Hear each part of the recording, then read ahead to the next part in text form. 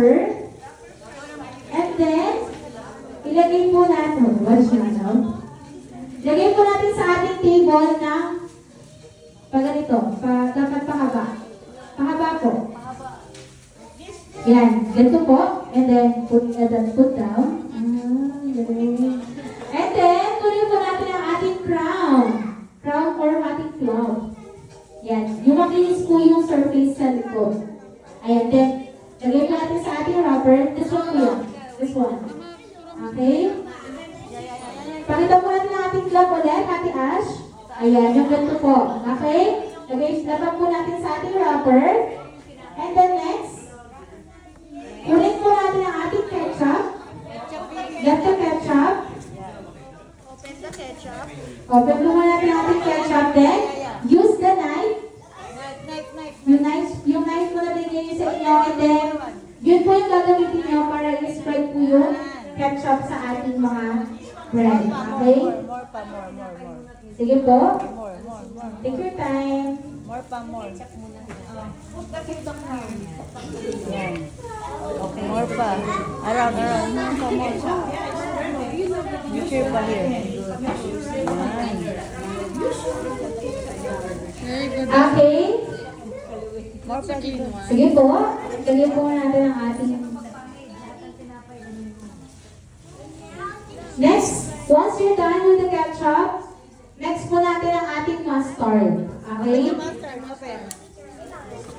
Ayan, yan po yung... yan po yung mustard natin. Ayan, sige, spread po ulit natin using our knife. And then, yung mabibigyan ko natin ang sheet, huwag yung muna pong pakilaman. Ayan, ganyan po, itsura. Paki-spread po ng maayos. He doesn't put too much mustard on his burger, kaya konti lang. Konti lang. Kahit gano'n po marami ang lagay nyo, okay lang. If you don't want mustard, it's okay lang din po na i-skip natin. And then next, Cheese. get the pickles. Then put it at the center of our cloud. Center. I have an eye of ender. Yeah. And then, right after that, Listen muna. get the cheese. Oh, perfect cheese. Oh, from plastic. Put it in a plastic. Then put it at the center of our burger. Then, next po is ang ating patty. Ayan, meron po yung onion on top. And then, last step is ang ating tinatawag na heel. Ayan, yan po yung heel. Okay? Very good. Okay. Now, let's now proceed to our wrapping. Wait lang po, i-wrap po muna natin. Okay?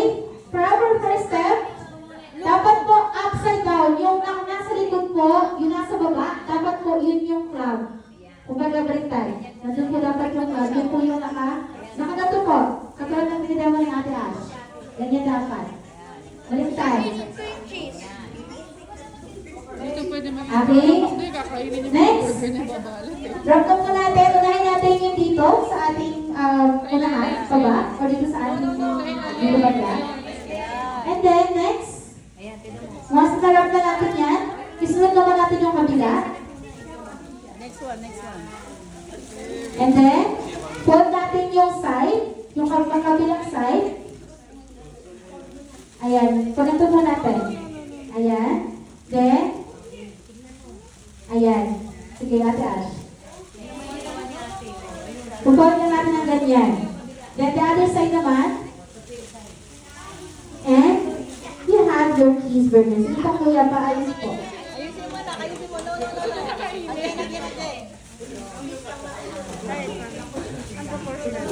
Ayusin mo. Yeah, very good. Then, meron pong binigay si Ate Ashin sa inyo kanina na mga sticker.